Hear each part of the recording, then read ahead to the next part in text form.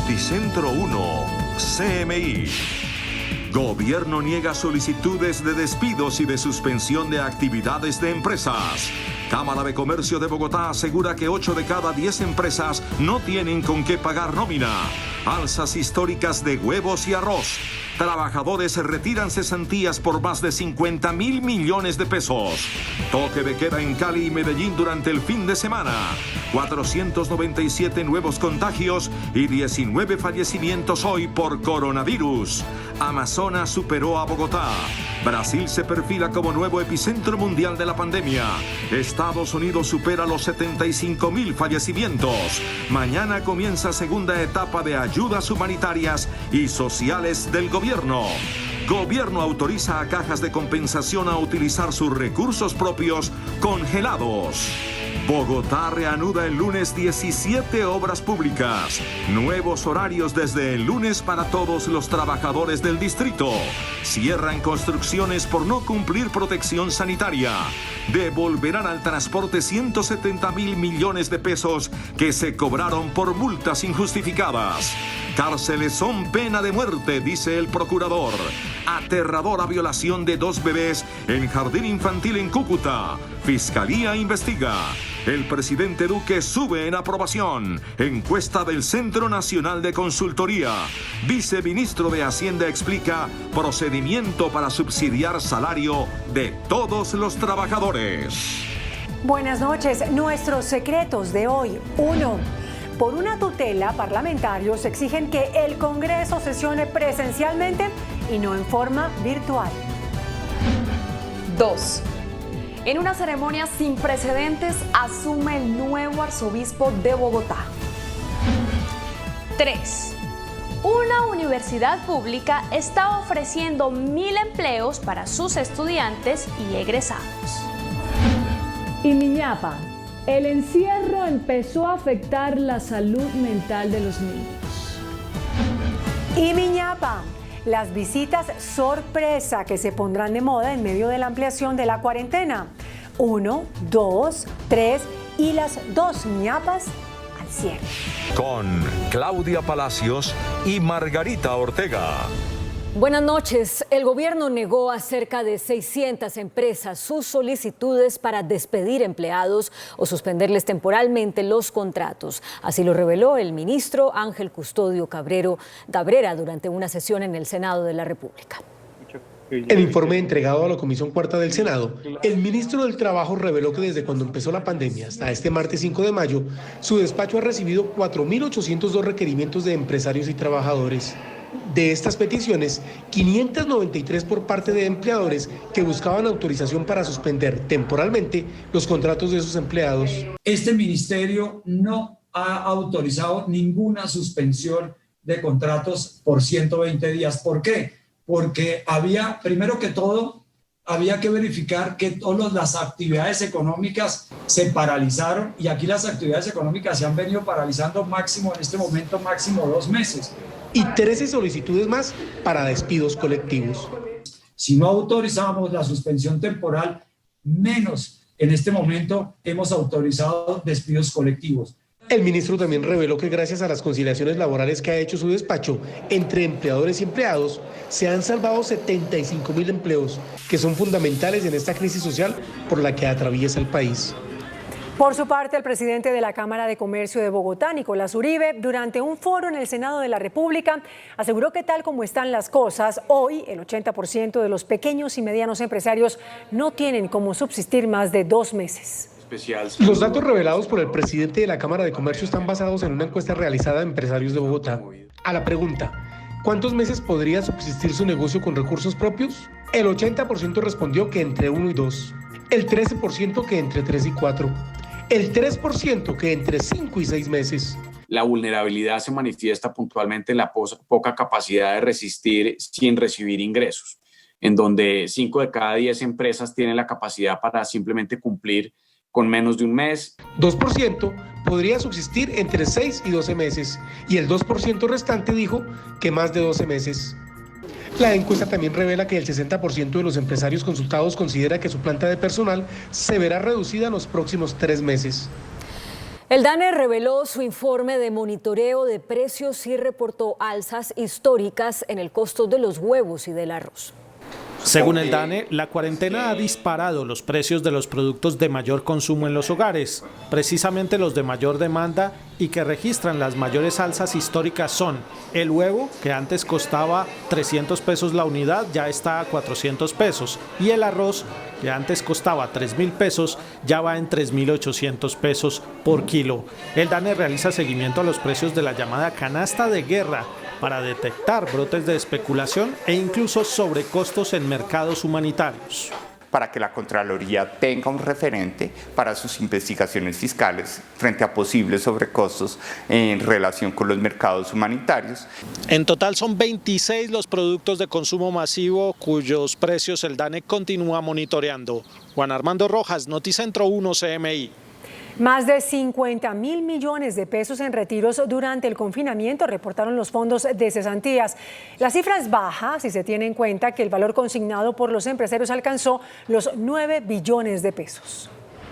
Filas de más de una cuadra por el distanciamiento preventivo es lo que se observa todos los días para ingresar a las oficinas de los 4 fondos privados de cesantías. Y aquí 4 horas llevamos. Larguitas. Una partecita para completar la cuarentena.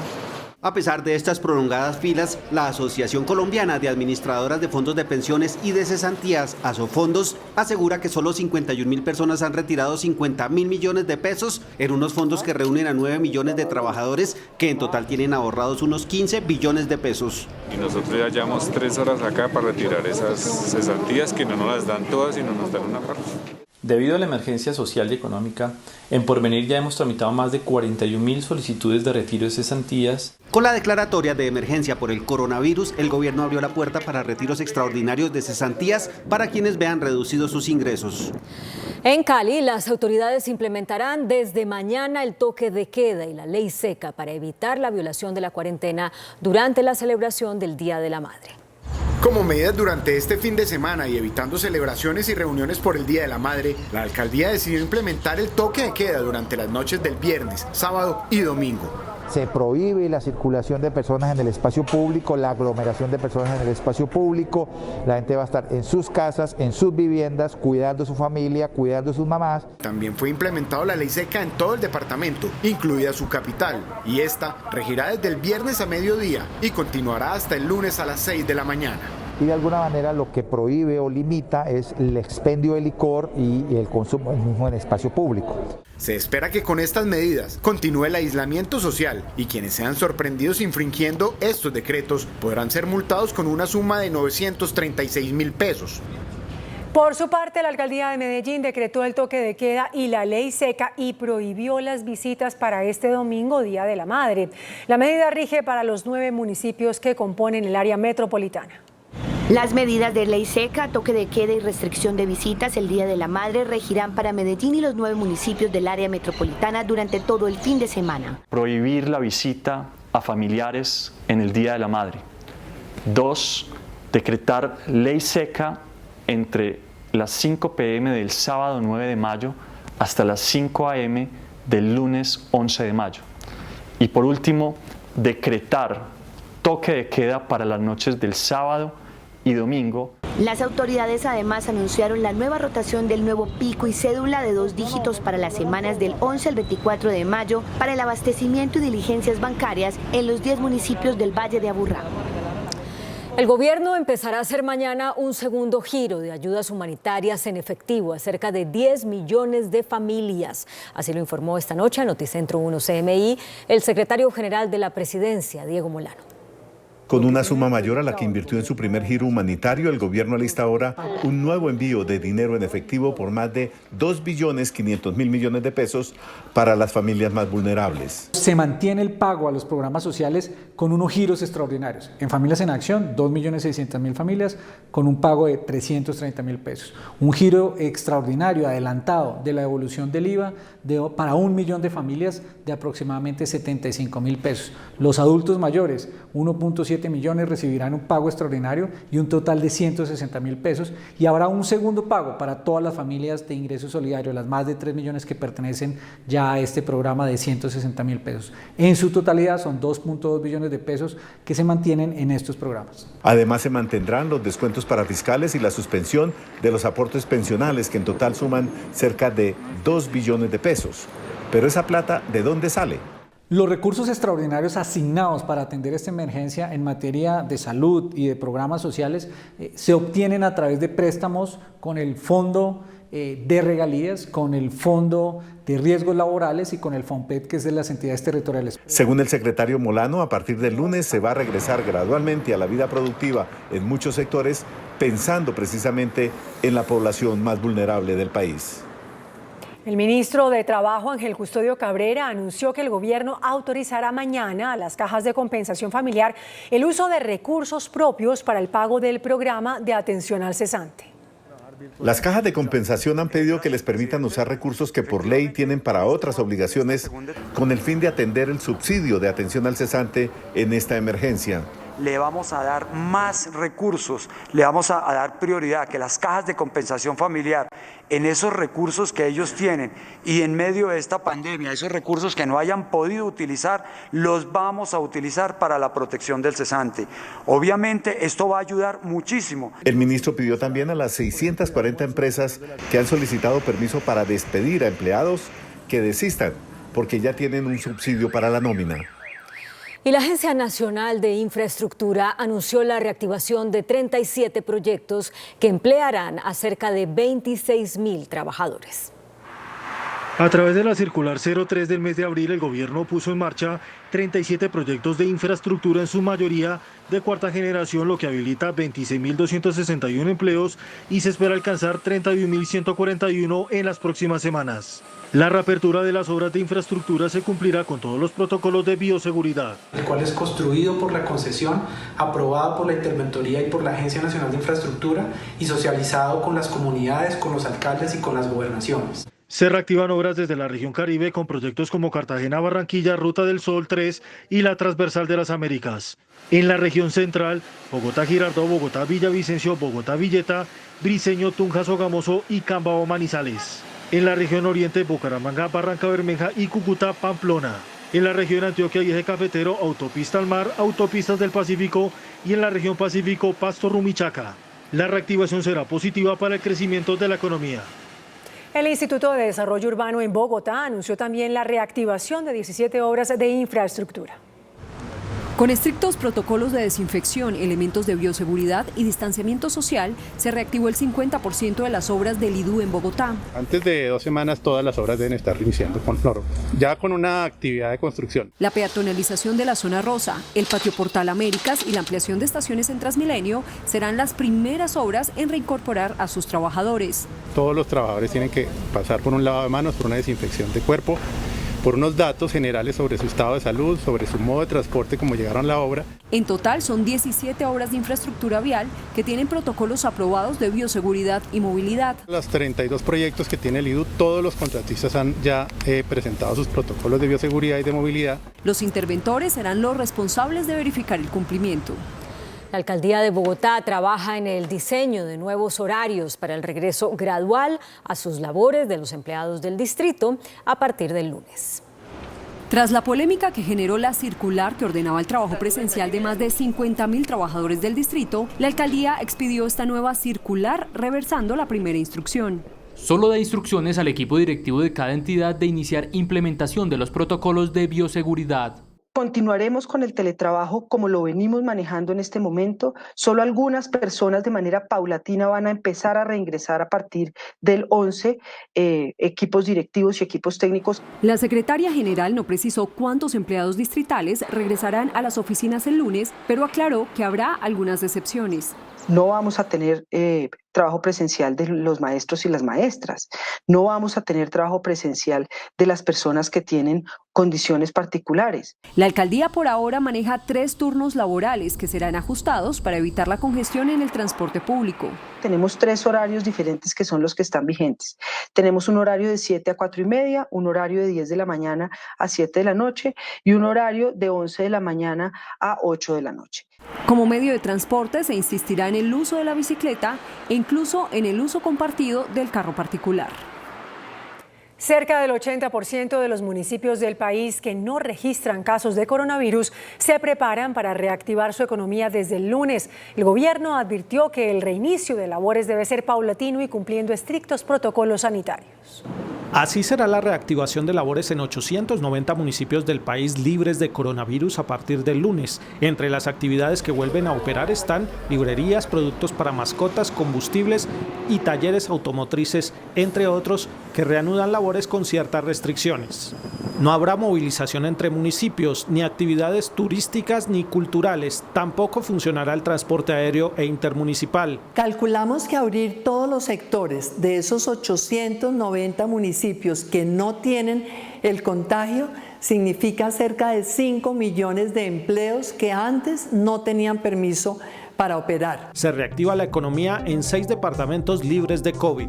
Es fundamental que estos municipios no COVID en el país hagan el proceso de apertura económica de manera sistemática. El reinicio de labores no será simultáneo, sino gradual. En las últimas 24 horas fueron reportados 497 nuevos casos de contagios con COVID-19 en Colombia. El total va en 9.456. La cifra de personas recuperadas en Colombia va en aumento. 2.300 personas han ganado la batalla contra el coronavirus. Una de ellas es la señora Omaira, una mujer de 57 años de edad, quien le envía un mensaje de esperanza a todos los enfermos. Que tengan fe, que le oren a Dios, que Él es el único que nos da la vida. Él no la da y no la quita. Y que sean pacientes. Otras 10 personas murieron a causa del contagio con el COVID-19, todos mayores de 51 años de edad. Se confirmó la muerte de un enfermero de la Clínica Colombia. La cifra total durante estos 63 días que ha hecho presencia el virus es de 407 muertes. Otras 497 personas dieron positivo por COVID-19. En el país son 9.456 enfermos por COVID-19. Este jueves se procesaron 4.242 pruebas. La mayoría de casos se presentaron en el Amazonas y en Bogotá. Hoy en la capital del país son 3.599 infectados y esta cifra podría aumentar con el nuevo proceso de pruebas rápidas. La semana entrante nos llega un robot que automatiza el proceso. Y lo que hoy nos demora con una persona haciendo el proceso de extracción 3 horas, en aquel momento lo vamos a poder hacer con la máquina en 13 minutos. En el departamento del Amazonas se reportaron en solo 24 horas 188 nuevos casos positivos por COVID-19. A la fecha son 418 personas contagiadas en el Amazonas. Durante casi 12 horas se prolongó una toma a un conjunto residencial en el sur de Bogotá por parte de indígenas de la comunidad Embera. Durante la posesión ilegal se presentaron enfrentamientos. 3 personas resultaron heridas, entre ellas una mujer embarazada. La comunidad indígena exige ayudas económicas y sitios donde vivir para poder enfrentar la cuarentena. Hoy fue ordenado el cierre de 2 obras de construcción en Bogotá por incumplir las normas de protección sanitaria. En controles por parte de la Policía Metropolitana de Bogotá y las autoridades de la Secretaría de Gobierno fueron selladas las 2 primeras obras de construcción en Bogotá por incumplir las medidas de bioseguridad. Una obra de construcción retomó actividades en el sector de Teusaquillo sin tener el permiso por parte de la alcaldía y sin tomar las medidas necesarias y obligatorias de bioseguridad. Otro sellamiento se dio en las últimas horas en una obra de construcción en Suba. El día de hoy, en las localidades de Suba y Teusaquillo, se suspendió la actividad de 2 obras de construcción por no contar con los protocolos de bioseguridad que exigen las resoluciones 666 del Ministerio de Salud y el decreto distrital número 121 que ha expedido la alcaldesa mayor. Los responsables de las obras selladas deben pagar una multa de hasta 32 salarios mínimos legales diarios vigentes y subsanar las falencias para poder abrir nuevamente.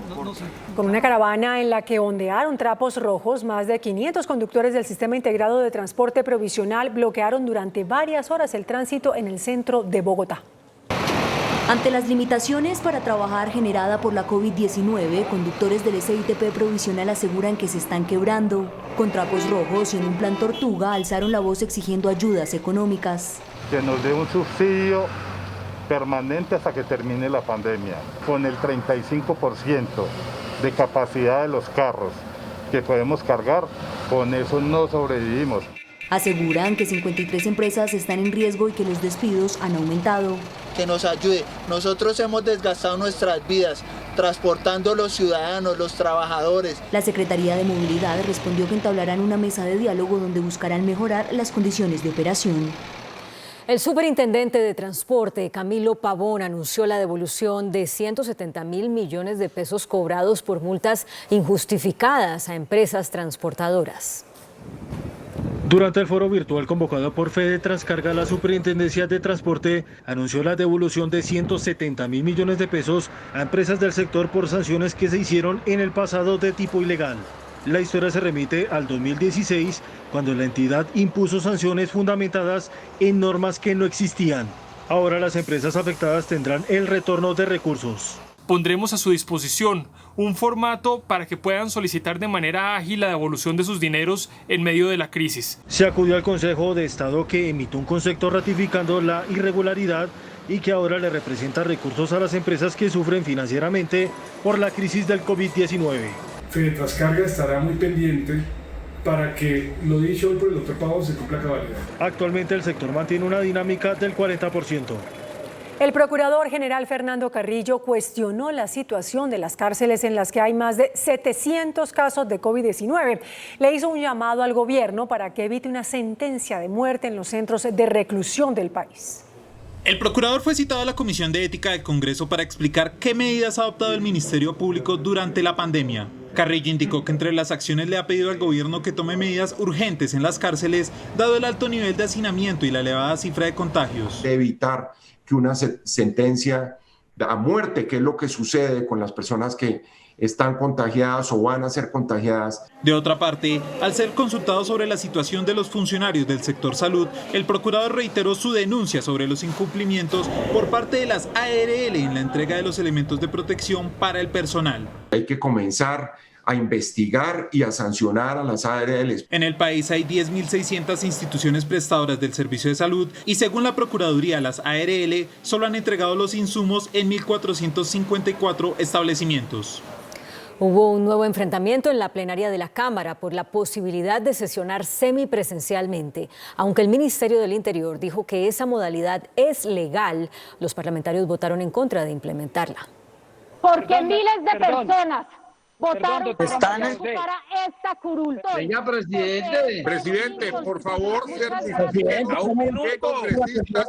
Nuevamente la posibilidad de realizar sesiones semipresenciales desató el desorden en la sesión virtual de la Cámara de Representantes. Qué falta de respeto, por Dios, por la respeto.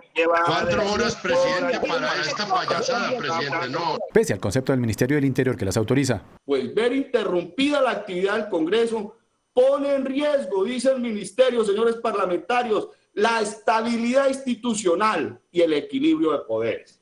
El problema es legal, el problema es que estamos convencidos que el presidente tiene una no exclusión y nos obliga a no estar en el recinto. Al final ganó la propuesta de seguir con las sesiones virtuales. La próxima semana se definirá si votan o no proyectos en la plenaria. Noticentro 1 CMI revela la gran encuesta del Centro Nacional de Consultoría sobre la imagen del presidente Iván Duque y las acciones de su gobierno para enfrentar la pandemia. Estos son los resultados. La opinión que tiene usted del presidente Iván Duque es: positiva 62%, negativa 32%, no sabe, no responde 6%. ¿Aprueba usted el manejo que el gobierno le ha dado a la crisis del coronavirus? Aprueba 69%, desaprueba 27%, no sabe, no responde 4%. ¿Usted considera que el país va por buen o por mal camino? Buen camino 54%, mal camino 41%, no sabe, no responde 5%. ¿Tiene una imagen positiva o negativa de la forma como el presidente Iván Duque ha informado al país sobre la crisis del coronavirus? Positiva 76%, negativa 22%, no sabe, no responde 2%. En su opinión, durante la crisis por el coronavirus, ¿el gobierno ha manejado bien, regular o mal el empleo? Bien 18%, regular 42%, mal 38%, no sabe, no responde 2%. ¿La economía? Bien 22%, regular 46%, mal 31%, no sabe, no responde 1%. ¿La destinación de recursos para la protección de los trabajadores de la salud? Bien 28%, regular 38%, mal 31%, no sabe, no responde 3%.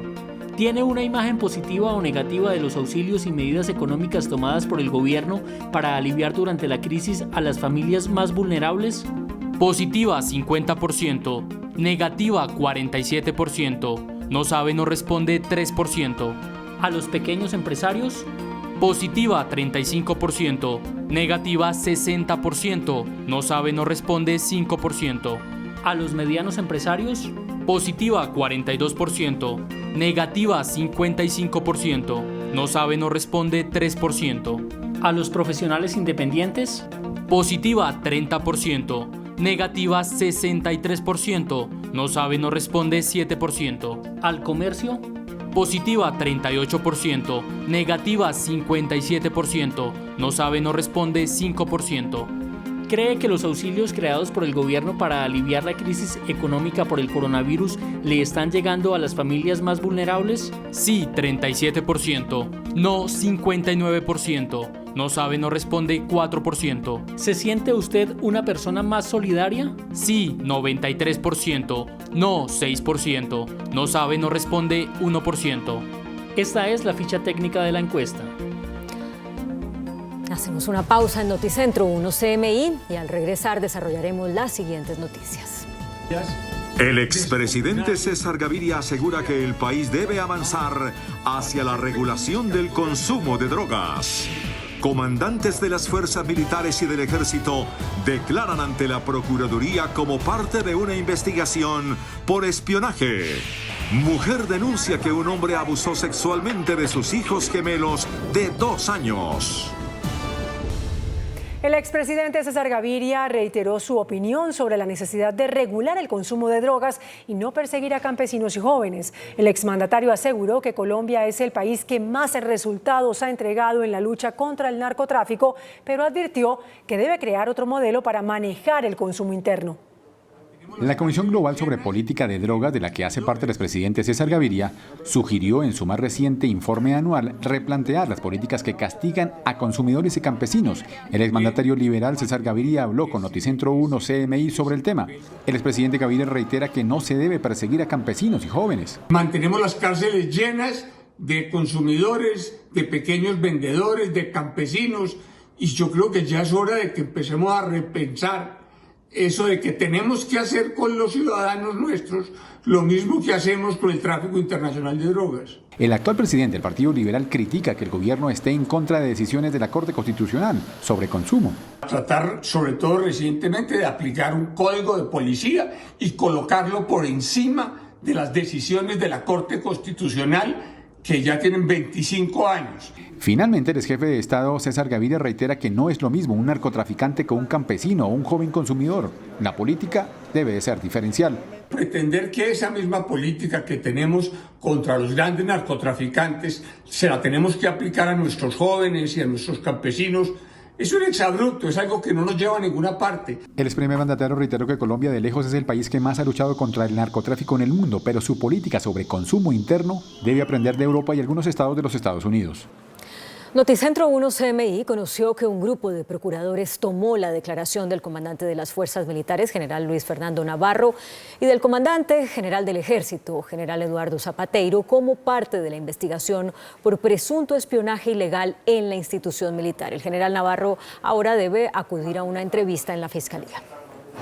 La Procuraduría escuchó a los dos generales quienes tuvieron que explicar cuál ha sido el manejo que el Ejército le ha dado a las labores de perfilamiento y seguimiento que al parecer se realizaron a políticos, periodistas e integrantes de organizaciones sociales. Asimismo, el Ministerio Público adelantó una inspección en el Comando del Ejército como parte de la investigación.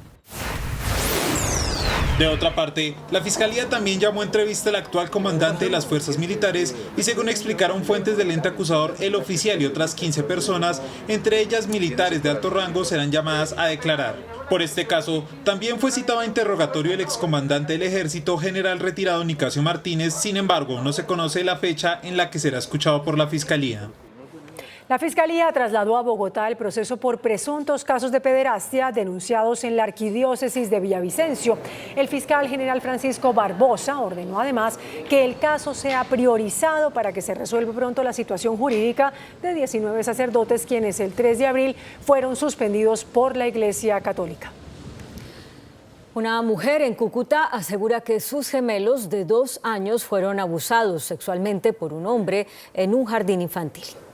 La venezolana Alejandra Cota denunció ante la Fiscalía de Cúcuta el supuesto abuso sexual que fueron objeto sus hijos gemelos de 2 años y medio, hechos que habrían ocurrido en el jardín hogar Niña María de la Fundación Asilo Andresen, administrado por la diócesis de Cúcuta. A partir del 5 de abril aproximadamente está manifestando que ha sido abusado sexualmente, con palabras muy acertadas a la sospecha que yo tengo de la persona. Un señor que vestía camisa de cuadros, más como unos 77 aproximadamente, de contextura gruesa, piel blanca, cabello oscuro.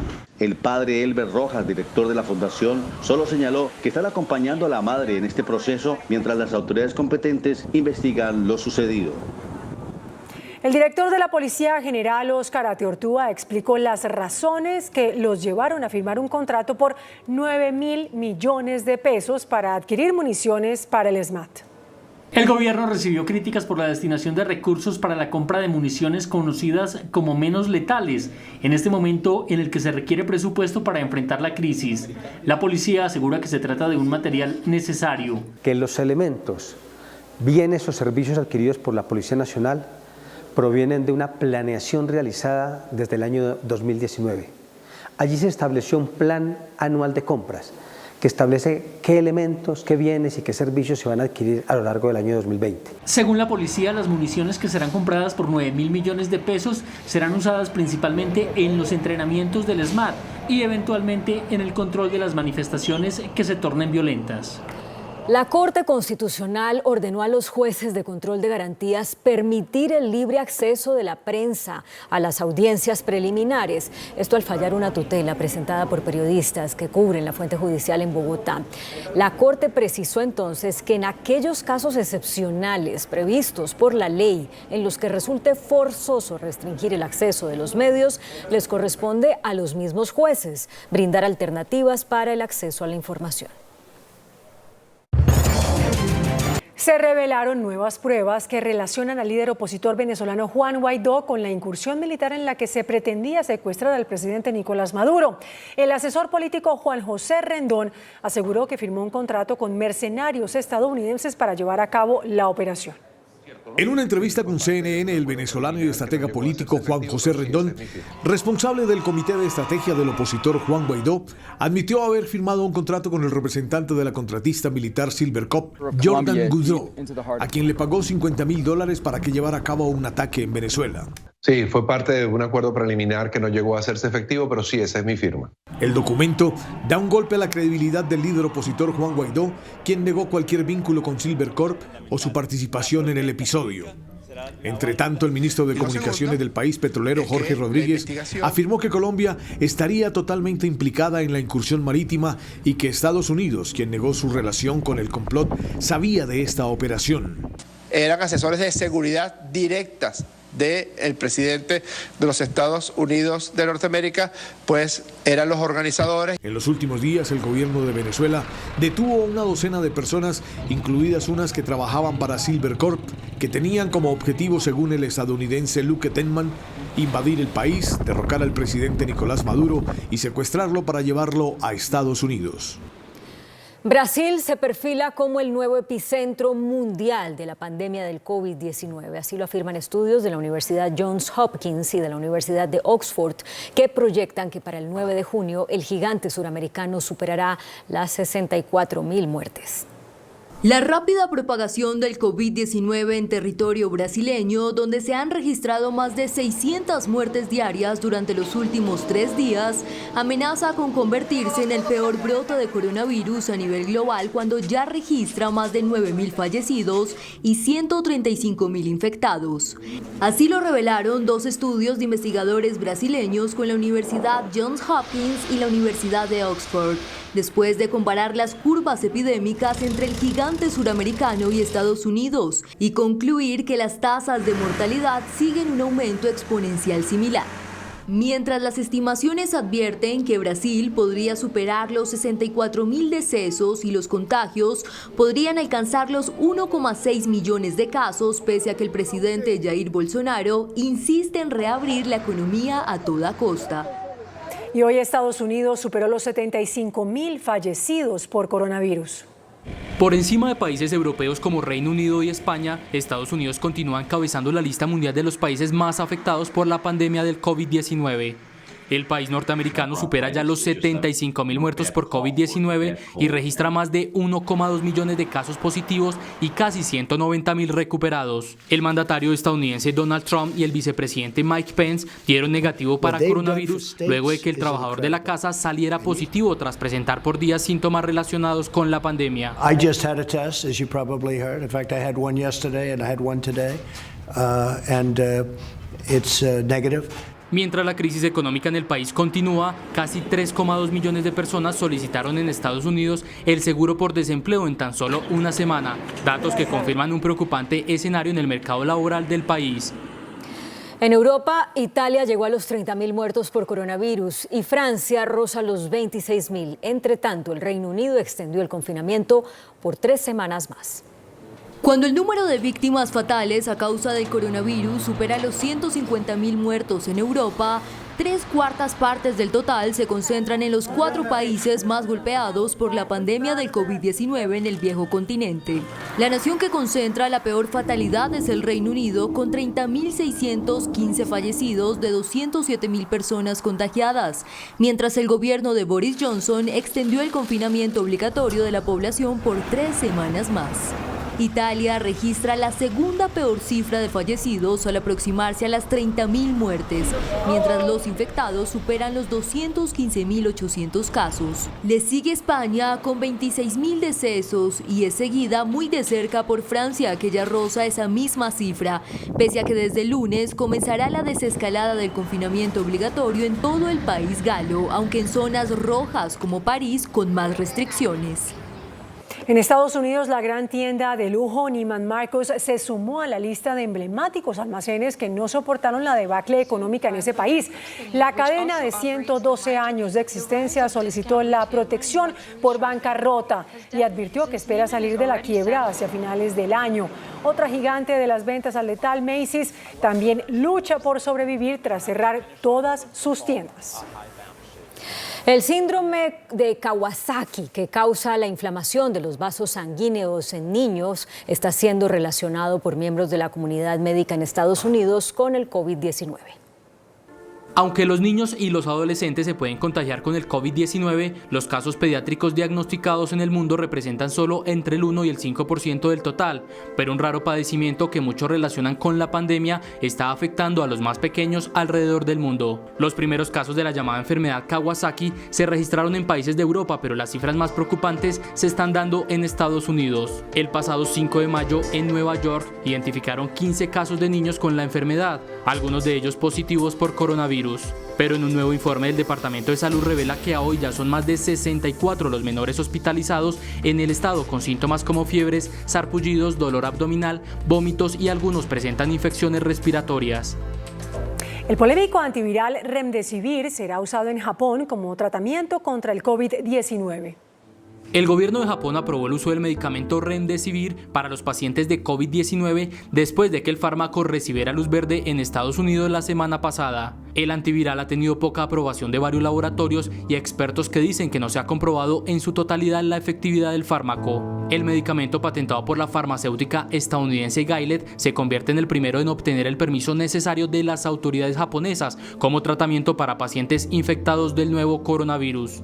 En el país, no obstante, ya se emplea de forma experimental el antiviral Favipiravir, desarrollado originalmente para combatir la gripe, y se espera también su aprobación por la vía rápida para finales de este mes. En otros temas, esta noche los aficionados a la astronomía podrán contemplar la superluna de las flores.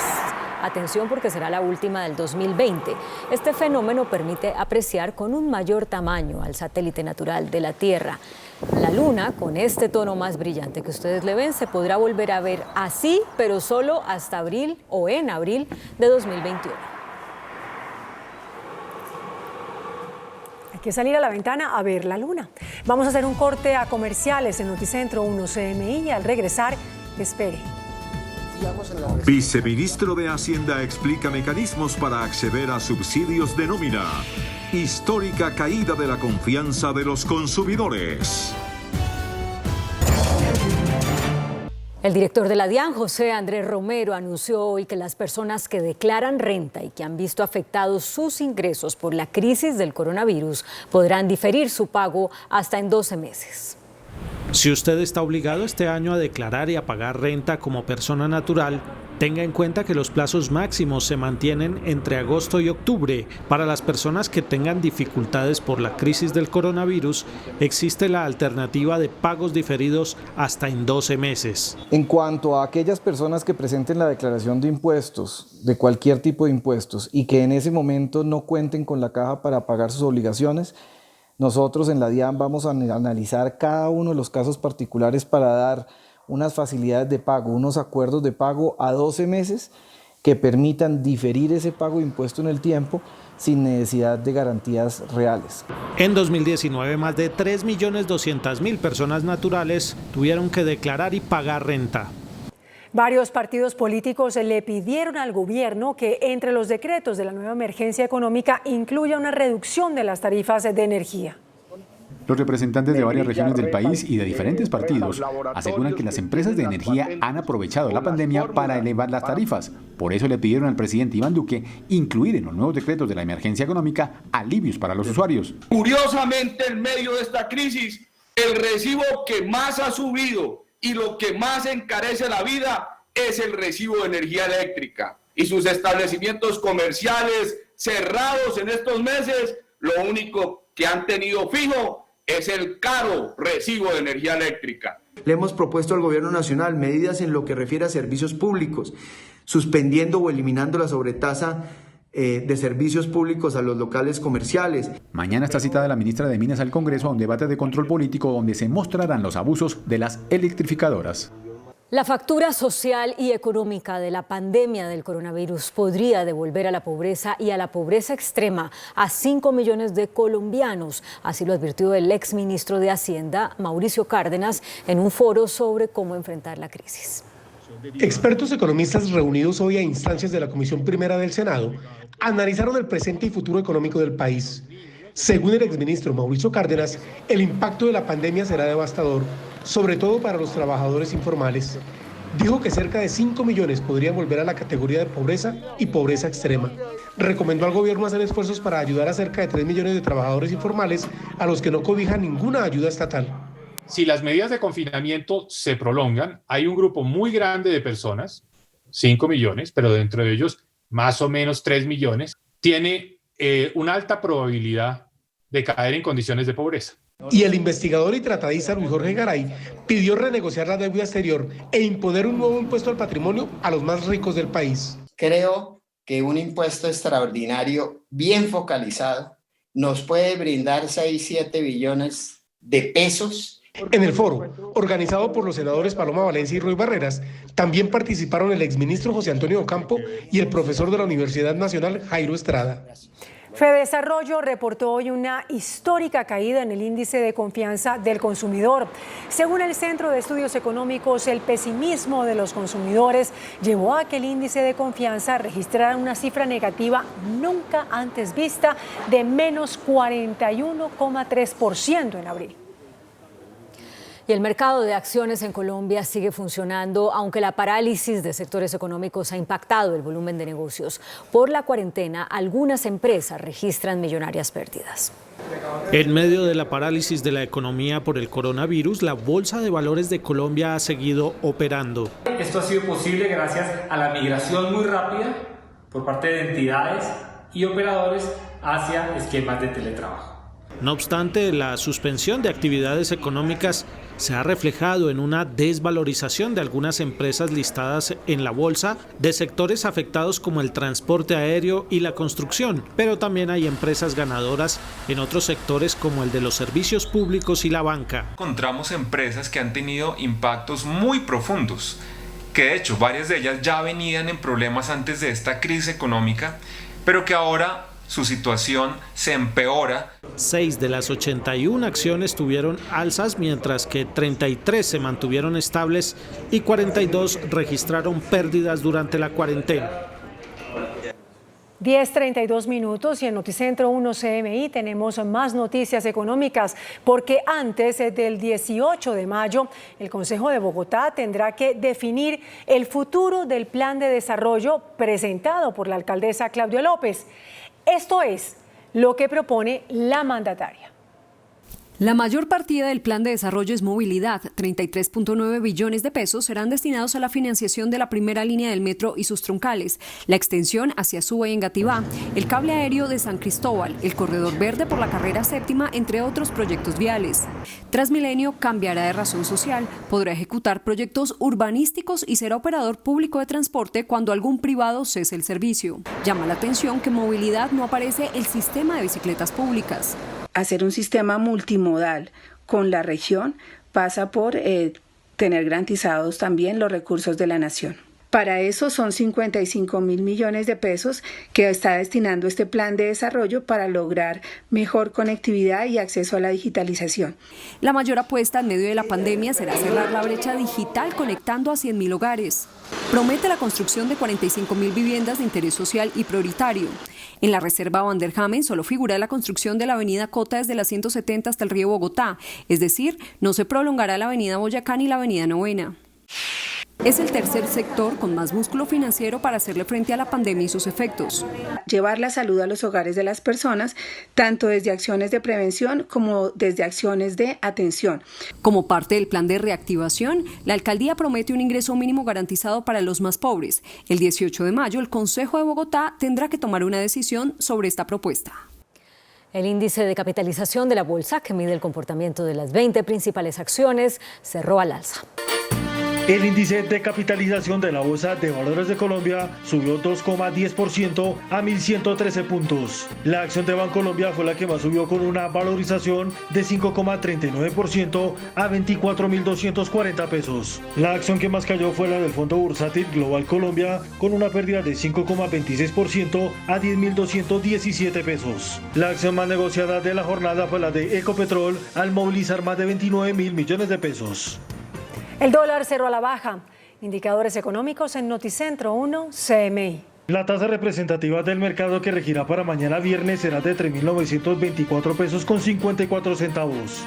Los profesionales del cambio compran la divisa en promedio en 3.340 pesos y la venden en 3.400 pesos. Un euro cuesta 4.243 pesos con 50 centavos. La libra de café en Nueva York se cotizó a $1.07. El azúcar se transó en 10,30 centavos de dólar la libra. El barril de petróleo WTI se cotizó en $23.40. La referencia Brent para Colombia se cotizó en $29.44. Una acción de Ecopetrol cuesta 1.975 pesos.